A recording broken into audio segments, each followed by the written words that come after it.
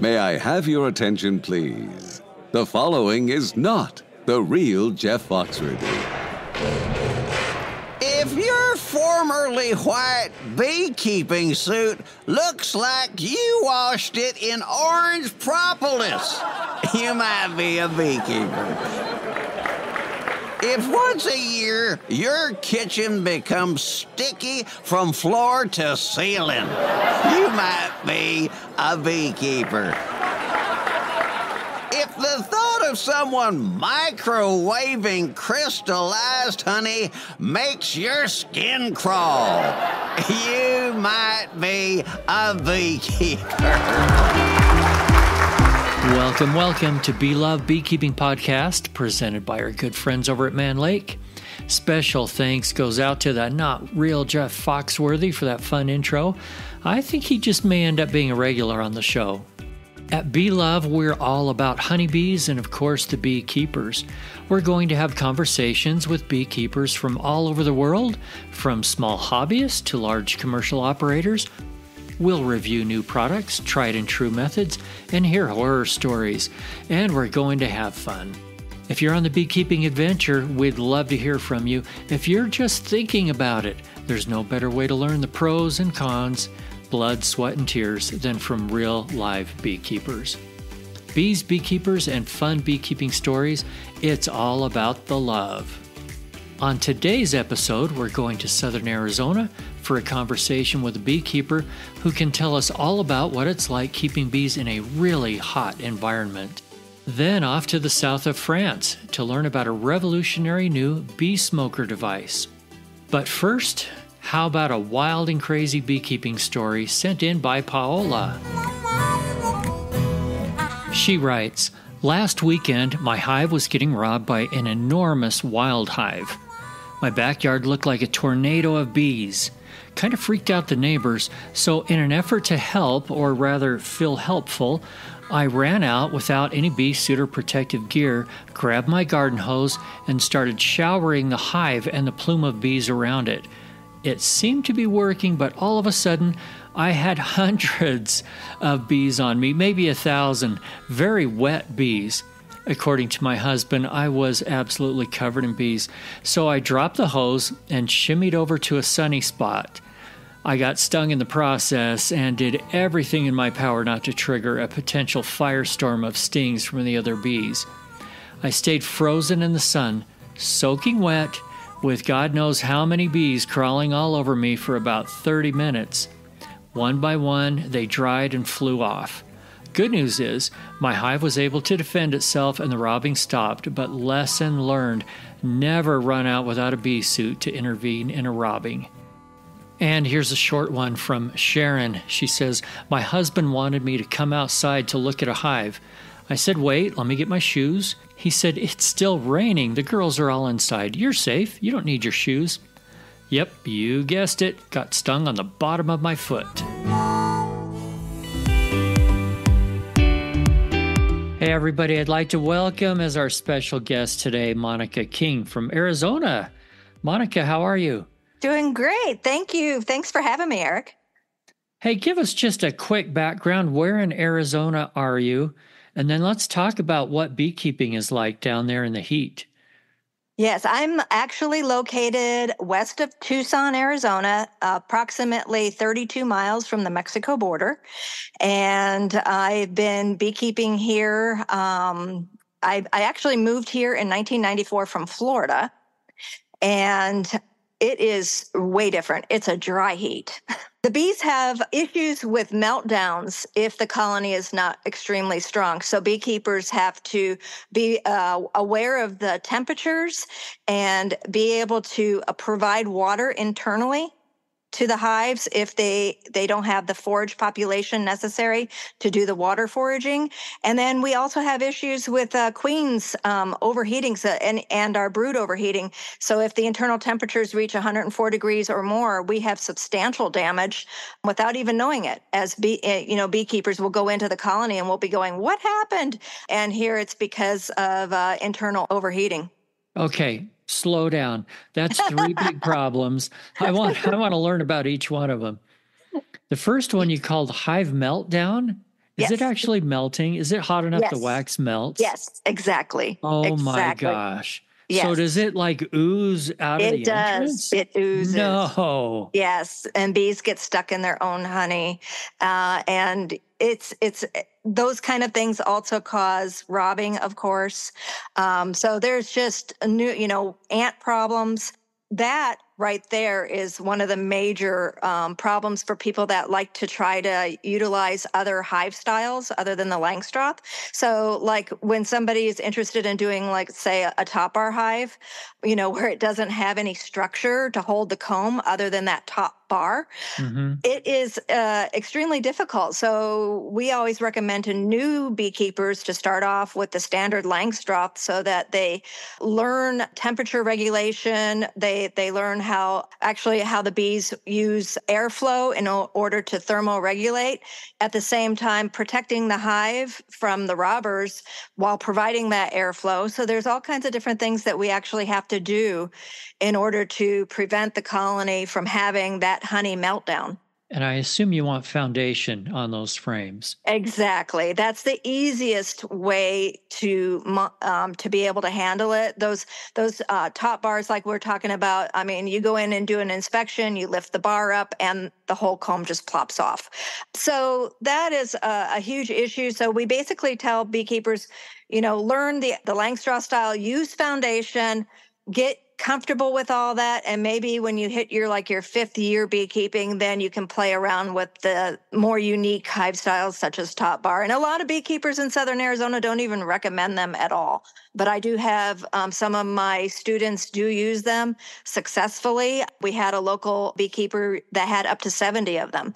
It just is there's a lot more maintenance involved with those in southern Arizona.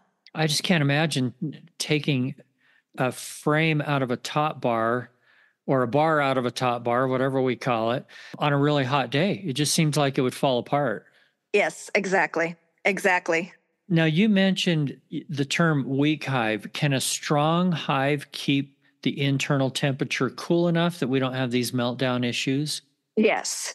Yes. If you have a strong colony, I'm talking like double deep with some medium or triple deep with medium supers on top, and you have like a colony that has got that 50, 65,000 count work power, and they have a good airflow, which means either utilizing things like screen bottom boards or the round entrance discs where you can flip it to the screen on multiple levels, or even having a inner cover style where we actually have made it where the inner cover has a screen, and then we put another box on top of that so that the hot air rises out and is able to escape through the upper box, also having a screen. So we utilize screen a lot here in southern Arizona to protect our hives from the robbing, but to allow that airflow that is necessary for them to do their thermal regulation. Then you have a population that can then fan the water that they're bringing in, but you also have to have those forage bees to go out and gather that water. So sometimes that large colony, they can handle that. The small colonies with a lower forage population, they end up having an internal, like a frame feeder. Yeah. With water in it, not sugar syrup, but an actual internal frame feeder with water will assist allowing humidity because, like I said, it's a dry heat. And going back to that, so your brood needs to have a humidity level inside of it. And with this dry heat, and let's say you're low on forage population, your brood will actually be too dry. I mean, you can look at the food that, inside the cells and realize that it's all dried up. There's not a whole lot of moisture in your worker beef jelly or your royal jelly, and you're realizing, okay, we've got some issues with moisture. And so by putting that internal frame feeder inside the colony, it does assist greatly. The other thing we do is we will add things like insulation board on top, plywood extending over with a block on it for those smaller hives. Our commercial beekeepers that regularly have really, they will combine hives, keep strong hives so that they can keep them in the middle of, like an open agricultural field or whatever, and they don't have the issues where we have bees that are in areas where maybe the hobbyist didn't control the mite problem.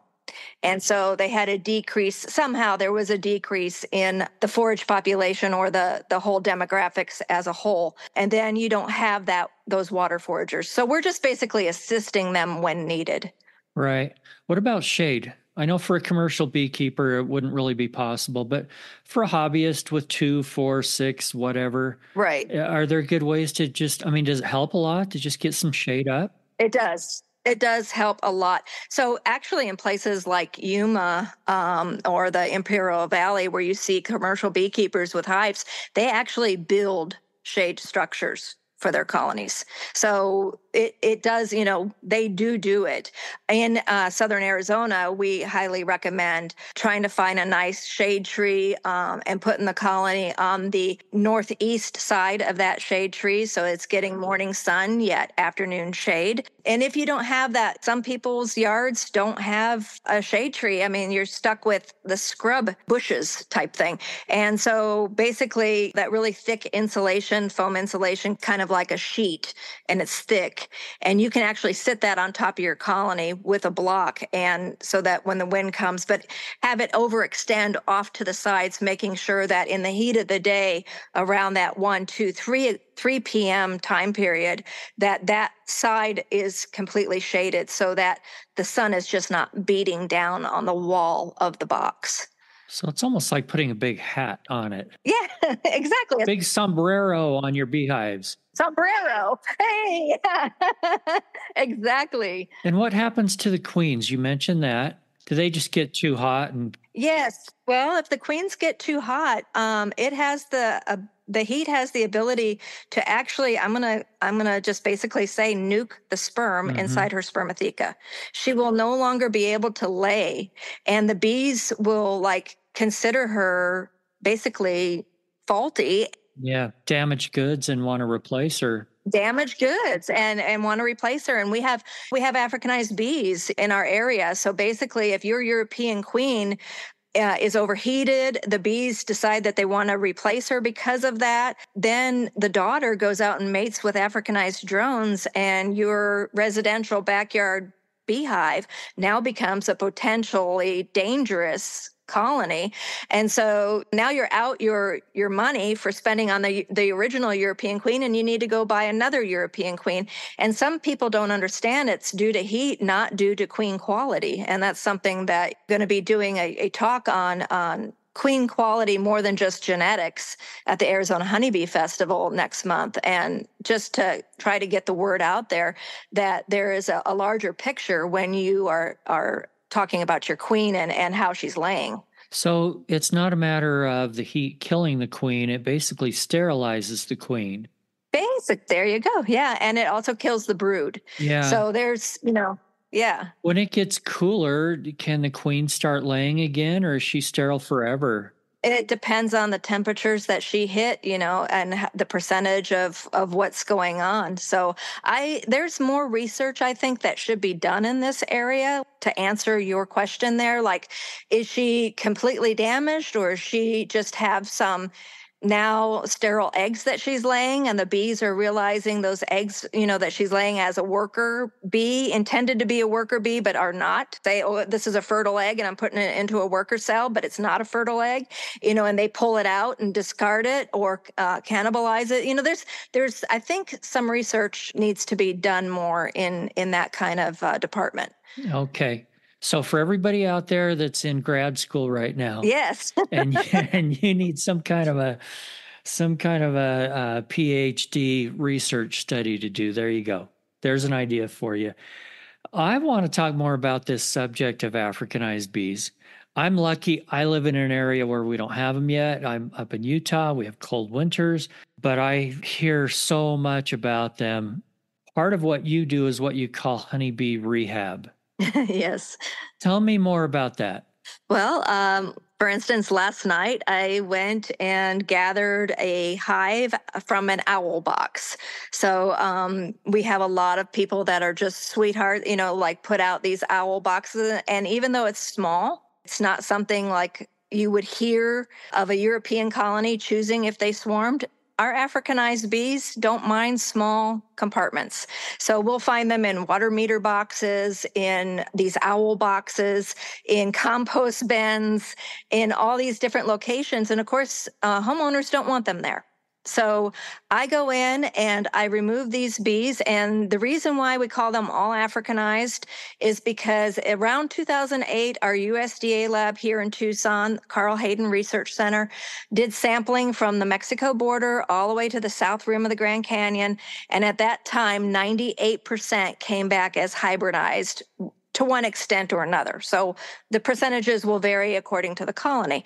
So with that said, we don't know. We treat every colony like it has that potential to be that killer hive, right? So, and those that can't see, I did quotes around that, air quotes. So basically, air quotes around killer. So what it is normally in the past, about 1 in 20 of these colonies, when I would go into them, I would consider them my number 10 on my heatometer scale, where they would, if I didn't have a suit on, if I didn't have gloves and, full protective gear, these bees were trying 50 to 100, 200, trying to sting me all at one time.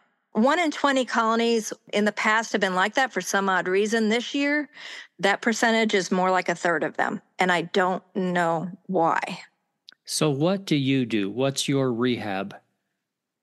So I bring them back to my apiary in the middle of nowhere where they're not going to bother any humans or pets, animals, anything like that. And I have the ability to then requeen them. So I go in and change their genetics, basically. I allow them to get settled in a couple weeks, allow the Africanized queen to start laying, secure the colony inside of the Langstroth box. And then once they're all happy, then I go in and I remove their queen. And depending on their attitude, there's different ways that I requeen them. So sometimes if they're really, really nasty, I might divide them. Like if it's a double deep size colony, for instance, I might divide them into 5 smaller nucleus colonies in order to get them to accept new queens, which means I'm buying 5 European queens for that one colony. But they seem to have this safety in numbers kind of mentality. And so if you decrease their numbers, they're more than likely going to accept that new European queen as their new mom. And I wait 5 days so that they have no choice. But my queen is their new queen. And then sometimes they don't like that even. They allow her to start laying eggs, and then they try to supersede her right away. I mean, these worker Africanized bees are pretty amazing. I respect them 100%. I keep some of them. I use them as donor hives. They're fantastic. They brood all the way through winter. As long as you feed them, they will make you more and more worker bees. There's no such thing as shutting down with these girls. So have you ever tried, instead of introducing a new queen, just put a frame of brood that maybe has a queen cell on it? Does that work at all? Well, so if I took a frame of brood from one of my European colonies and gave them only my frame of brood kind of thing to raise a queen, they would do that. But the majority of the drones that queen is, that virgin queen is going to emerge and have to go fly and mate with are going to be usually Africanized stock. So which genetics are stronger, from the queen or from the drones?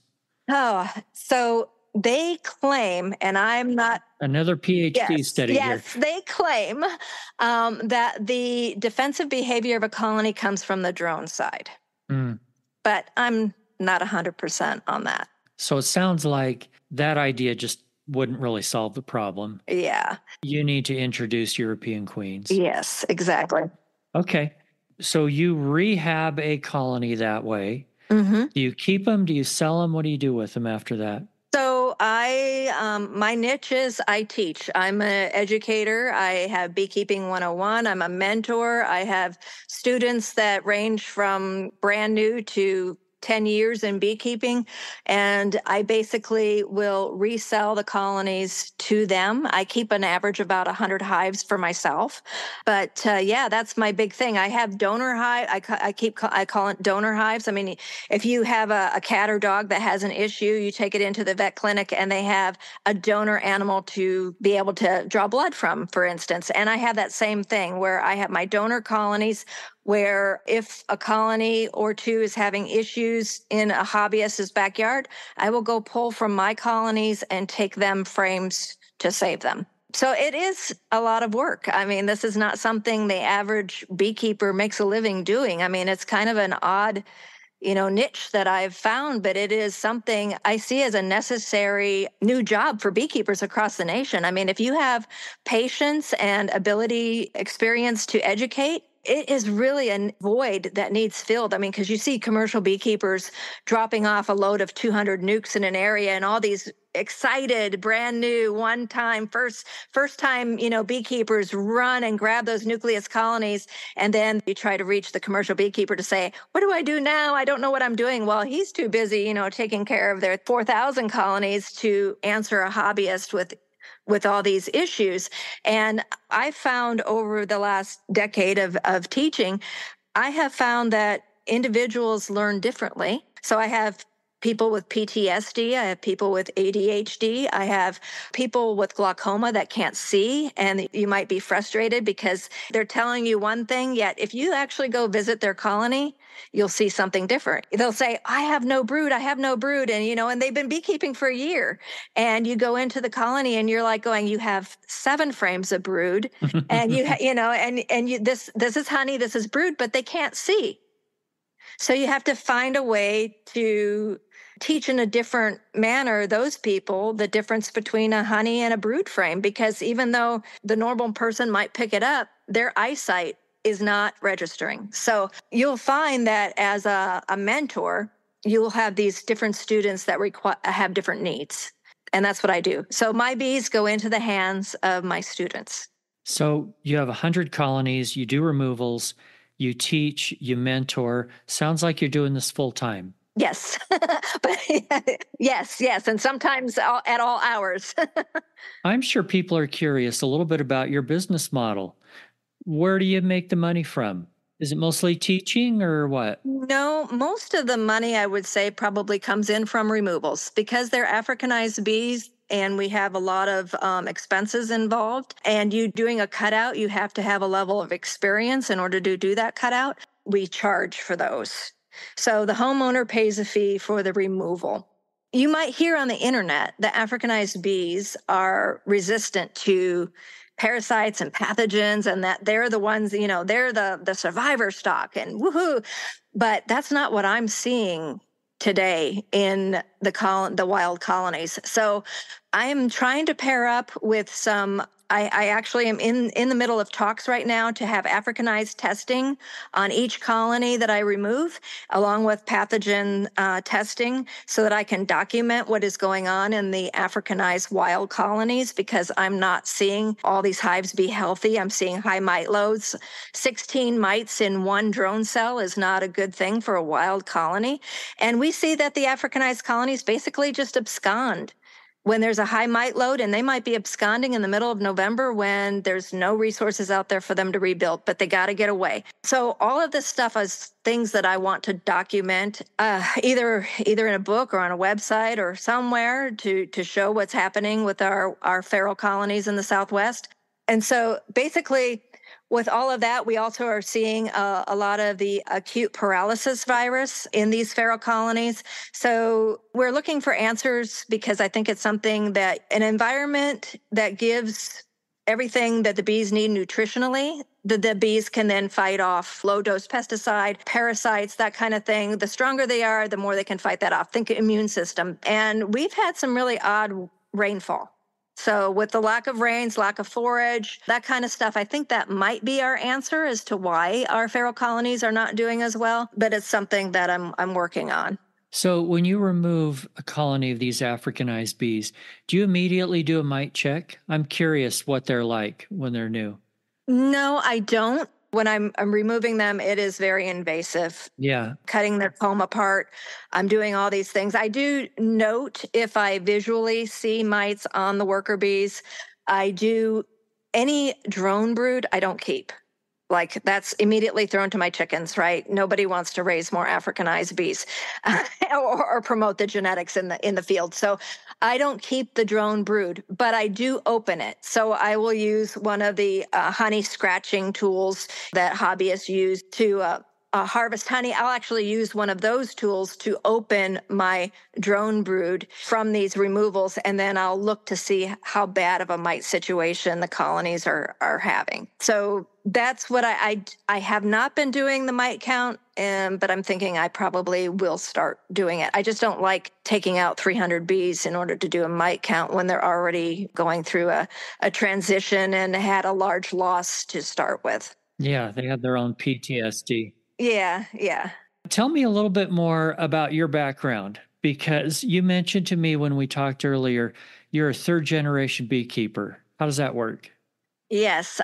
So my family started beekeeping in 1936, based out of Pennsylvania. My grandfather, I've got some really awesome photos of my dad as a baby and my grandfather over in almond pollination. And so it's something that's been in the family for a long time. My dad, oldest of 10 children, he we pollination services, we did honey production, and then he and my mom became some of the top queen producers in the United States. So I come from a pretty strong family background. I am one of the Mixas. So if anybody has ever heard of Dave and Linda Mixa out of Florida, that's my family. So I'm the oldest of the siblings from the Mixa family. So you have the genetics here. Yes, I do. Yes, it's in the blood. I like it. One last thing before we wrap up. I'm curious what winter is like where you are. I know it doesn't get all that cold, but is there a lot of forage for the bees? What's it like? So as you know, most people know that the bees forage around 55 degrees, and they head out to try to find resources to bring back to the colony. And yes, we have those temperatures almost on a daily basis during our winter, and the bees find nothing. So they become pests to local, they're in a neighborhood or whatever. Right now, this morning, I got 3 phone calls from people's hummingbird feeders being attacked by bees. And people, they take home soda from the kids leaving sodas out and all this other stuff. And so, yeah, they forage, but they don't have it. So beekeepers in Southern Arizona have to feed a lot, because if they don't go into our winter with the colony weighing around 100 pounds total, equipment and honey stores, around 5 frames of brood and around 25,000 bees, then you have to feed in order to get through winter, because they're utilizing carbohydrates in order to go do that forage that they're triggered to do by our warmer climate. And then they're bringing home nothing. So that's basically the magic numbers for Southern Arizona. So it's really not, in some ways, not that different than being in a cold climate as far as what they need to be prepared for winter. The winter is just different. Right. Because it's just dearth for a long time. Yes. Yep. Our bees go out and work in it, where, other bees just get to stay home. And we don't have to worry about all the mold like the northern climates, and issues like that. But we have actual mite problems year round down here, because our bees, a lot of times our queen bees won't even shut down for winter because the temperatures stimulate the brood production. It's not uncommon for at least a fistful size of a brood to be in the colony year round, which means we're breeding mites year round. Yeah, no brood break. No brood break. Let me just take a minute here to thank our presenting sponsor, Man Lake. Years before they became a sponsor, I was buying bee supplies from them. While they don't have a store near me, I've had great experiences with their customer service and shipping right to my home. They're passionate about bees and dedicated to helping beekeepers. You can tell. American-made products with a commitment to quality craftsmanship and innovation. From woodenware to feeds, you can trust Man Lake. And maybe the best part, Man Lake is offering a discount to Bee Love Beekeeping listeners. Click on the link in the show notes and use the special discount code to get $10 off your purchase of $100 or more. Okay, lastly, I want to hear some wild and crazy beekeeping stories that you have personally experienced or witnessed. And I say wild and crazy, they can also be embarrassing and painful. Okay. So I had a really interesting removal that I did. It was a large colony that attached itself to a block wall in a residential neighborhood using a tree limbs also, and they were intertwined, stuck on the block wall and inside this tree. And instead of it looking like a nice straight comb, it was more like catacomb. And it was really an interesting removal, especially after I got the bees back. And I use the Colorado bee vac as my standard bee removal system. And so the vacuum box was being emptied into a deep. And as soon as I dumped the bees out, I found the queen immediately, picked her up, and all the bees took off and left me. And I'm holding the queen and I'm going, hello, this is a cutout, So I right away, I'm like going, here's your mama. Yeah, you're supposed to stay here. Hey, sometimes, colonies will have two queens, and it's not uncommon. This can happen, no problem. I'm like, oh, they have two queens, and this one doesn't have the pheromone necessary. So I went and grabbed some more queen cages, and for some odd reason, I pocketed 3 queen cages in my pocket, and I needed all 3 of them. In a cutout, there was 4 mated queens, and I had never seen that before. So what to do. So I went ahead and made up 4 nucleus colonies and put the 4 queens in cages and 4 5-frame nucleus colonies. And then I dumped the bees. I mean, like I dumped the bees because there was probably around 40,000 bees. And I thought, hey, this is great. At springtime, I'm going to make 4 out of this one. And so I dumped them evenly over top of all of the queens. And the next morning when I went out, they all were trying to squeeze into one box. So I contacted a friend of mine, just talking about the unique experience. I said, what do you make from this? 4 mated queens in one colony. And, we've always heard of 2 possible, 3 rare, 4. What's going on with this? And he said, the only thing I can think of is they were lesbians. Oh. I don't know if you can use that. You might have to edit that part out. I did not see that coming. Oh, my gosh. Okay. Anything crazy happened to you? Any weird, crazy stings or anything like that? I cannot stress the importance of a really good quality suit enough. I really just can't. I mean, there's beekeeper error many times where people don't zip the suit up completely correctly and stuff like that. And, on occasion I've done something silly like that too and had a breach. I've got some students that firmly believe they can make their own beekeeping suits. And so I have to hand it to this one hobbyist. Brilliant. The suit looked fantastic. I mean, probably spent 3-4 days on it only to realize that 7 bees got into the veil part all at the same time. And of course, opened the veil right in the middle of doing the inspection, which the hive had turned Africanized on her. The whole situation, actually, it was already an Africanized hive, if I remember correctly.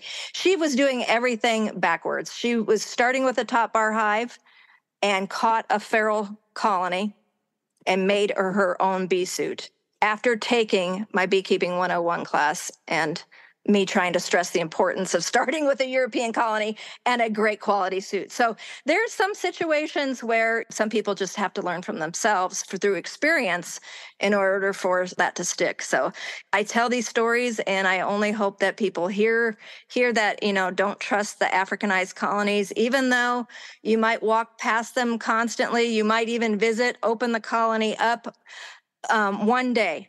It just takes that one day where they change and they are unpredictably defensive, and I will leave it with that.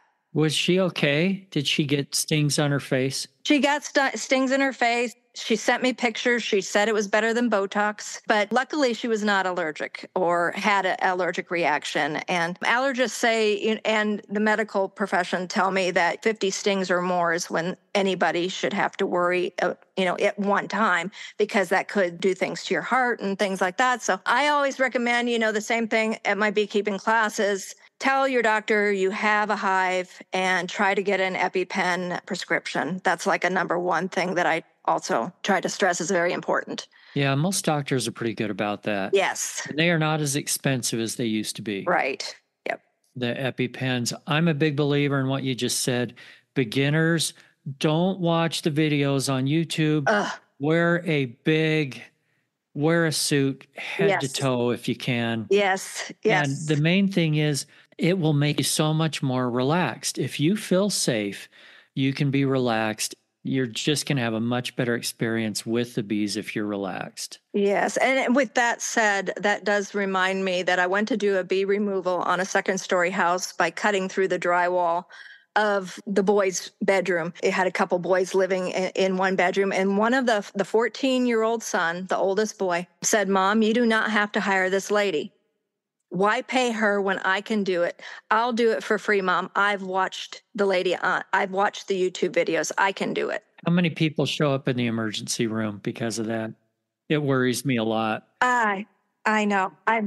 It does. And me too. And I've heard it firsthand from the public. I mean, I just really stress the importance of knowing not to.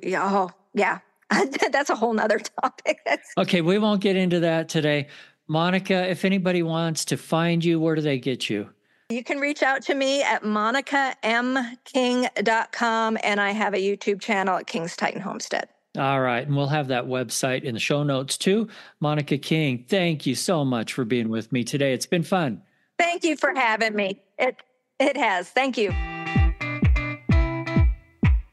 Now we're going all the way to Toulouse, France, to hear about a really cool new beekeeping product from Damien. And hey, just one quick word. Damien is French. He has a strong French accent. You will be able to understand him if you listen closely. So give him a little bit of grace, and let's listen to Damien. All beekeepers in the world actually use a traditional smoker. In my activity, for me, use a traditional smoker, it's so difficult for me. It's difficult in first time to turn on correctly. To keep it lit. Yes. We all run into that. I have two other problems with traditional smokers. I've gotten better at lighting them and keeping them lit. But if I'm only getting into one or two hives, well, once it's going, it wants to go for another hour or something. What do I do with it then? The other thing that we have where I am is we have fire danger in the summer, and it makes me very nervous. What if I accidentally knocked over the smoker and it opened up and started a fire or something? So it's very old technology. I mean, as old as fire and beekeeping, basically. So tell me what you've come up with. Yes. Fire risk is very important for me too. For example, in South French, it's a fire ban, and it's forbidden to use a smoker during a summer period because the vegetation is so dry and the risk of fire is so much important. For me, it's a big risk, and in so many parts in the world, the risk is very important too. I know that you have invented something that overcomes this problem. Tell me what you have invented. Yes, for resolve this problem, I have created one product is Solis, and it works without combustion. Sometimes I said it's the first smokeless smoker. It's very easy to turn on and turn off, and it works without combustion. It's a product for beekeepers. For me, it's a future of beekeeping. This product, it's not just a product safe. It's very easier to use. And with this product, I say sometimes all have evolved in beekeeping, but excepted the traditional smoker. It's a central tool in beekeeping. It's for me, it's a bridge. It's a bridge between beekeeper and bees. When I use a traditional smoker, I have a good interaction with bees or not? My answer is not. When I use a traditional smoker, I use a smoke, and smoke is toxic for bees and toxic for me. And I love bees, and I want to have a better interaction with bees. When I want to create that, I want to create a perfect bridge between a beekeeper and the bees. If I understand better the system communication of bees, I can make a better formulation for speak with bees. In my mind, it's that I want to speak with bees, finally. So communicating with the bees, I love that. So how does your Aposalis vaporizer work? You call it a smokeless smoker. Does that mean you're not lighting anything on fire? Yes. Is there smoke going across the bees, or, I mean, you call it a vaporizer. What kind of vapor are the bees getting? For make the vapor, I use the same technology like a vape, and I use propylene glycol. It's safe for human and for bees. I use 2 active molecules already foraged by bees. And these 2 molecules, you can find this molecule in lavender and rose. With this molecule, we can reduce significantly the aggression of the bees. Sounds like with lavender and rose, it probably even smells good. Yes. For those that are listening, it's difficult to picture exactly what you've created, but in the show notes, we'll have a link to your website. I think it sounds really interesting. I haven't used it yet. I can't wait to try it out. Thank you so much for joining us here on Bee Love Beekeeping, presented by Man Lake. Please, right now, before you forget, hit that follow or subscribe button, and be sure to share this podcast with a friend. We're building a community here, and we want to hear from you. Send your crazy stories, guest recommendations, new gadgets, or anything else that you'd like to hear about on the show to eric@beelovebeekeeping.com. And remember, if you're not just in it for the honey, and you're not in it for the money, you're in it for the love. See you next week.